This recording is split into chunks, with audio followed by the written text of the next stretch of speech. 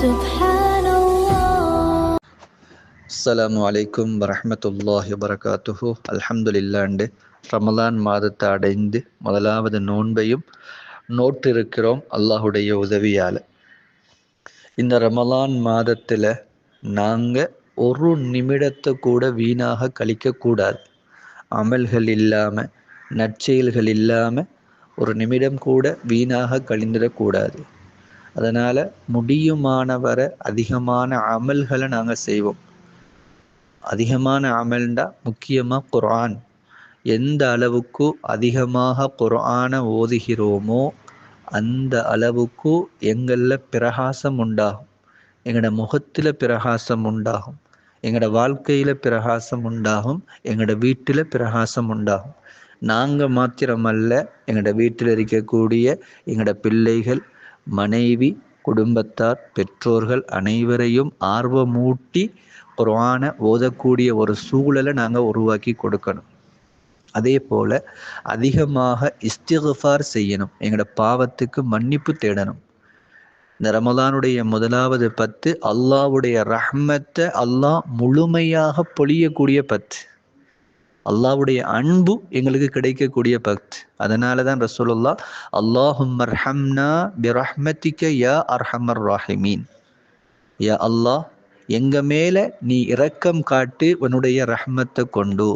நீ ரஹ்மத் செய்கின்ற நபர்களுக்கெல்லாம் ஆகவும் ரஹ்மத் செய்யக்கூடியவன், இரக்கம் காட்டக்கூடியவன். அந்த கருத்தில் துஆவை சொல்லி தந்திருக்கிறாங்க. அதே போல் அல்லாஹும்ம இன்னக அஃபுவுன் துஹிப்புல் அஃவ ஃபஅஃபு அன்னி என்கிற இந்த துஆவையும் அதிகமாக நாங்கள் ஓதிக்கொள்வோம். வுளூவோடு இருக்க பார்ப்போம். அதிகமாக வுளூவோடு இருக்கிற நபர்களுக்கு மலாயிக்காமார்கள் துஆ செய்கிறாங்க. ரமலானை நாங்கள் பிரயோசனமாக கழிக்கிறதா இருந்தால் அதிகமாக வுளூவோடு இருக்க முயற்சி செய்வோம். ஓய்வு நேரங்களில் குர்ஆனை அதிகமாக ஓதுவோம்.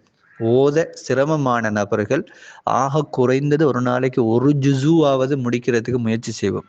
அழகா சரளமாக ஓதக்கூடிய நபர்கள் ஒரு ஜுஸுவோட நிறுத்தி கொள்ளாமல் அதிகமாக குர்ஆனை ஓதி ஒரு 10 நாளைக்குள்ளேயோ 15 நாளைக்குள்ளேயோ ஒவ்வொரு குர்ஆனை முடிக்கிறதுக்கு என்ன செய்வோம், முயற்சி செய்வோம்.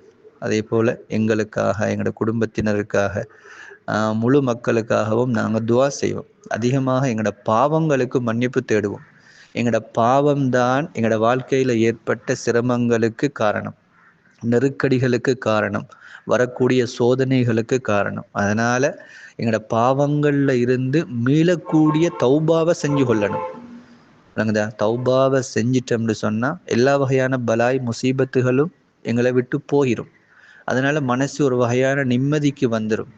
உடலில் அல்லாஹு தாலா உற்சாகத்தையும் ஆரோக்கியத்தையும் தருவான்.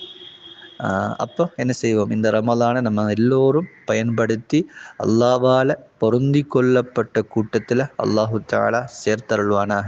ஏன் சொல்கிறேன்டா, எங்களோட மஸ்ஜிதுக்கு நேற்றைய தினத்திலிருந்து 2 நாளுக்குள்ள கிட்டத்தட்ட 5 ஜனாசா அறிவிப்புகளை செஞ்சிட்டோம். 5 ஜனாசாக்கள். வயது வித்தியாசம் இல்லை, சின்ன வயசாக்களும் தான், வயோதிபர்களும் தான். அப்போ அடுத்த ஜனாசா, அடுத்த மௌத்து எங்களுடைய கூட இருக்கலாம். நாங்கள் கூட அடுத்து மரணிக்கிறதுக்குரிய லிஸ்டில் இருக்கலாம். அதனால் மௌத்துக்கு முன்னால் இந்த நிமிடம் எனக்கானது, என்ற தௌபாவுக்கானது, அல்லா இடத்துல நான் நெருங்குறதுக்கானது என்று சொல்லி நினைச்சு என்ன செய்யணும், எங்களோட அமல்களை ஆரம்பிப்போம். மீண்டும் சொல்கிறேன், அதிகமாக வுளூவோடு இருப்போம், அதிகமாக குர்ஆனோடு இருப்போம், அதிகமாக எங்களோட பாவங்களுக்காக மன்னிப்பை தேடுவோம்.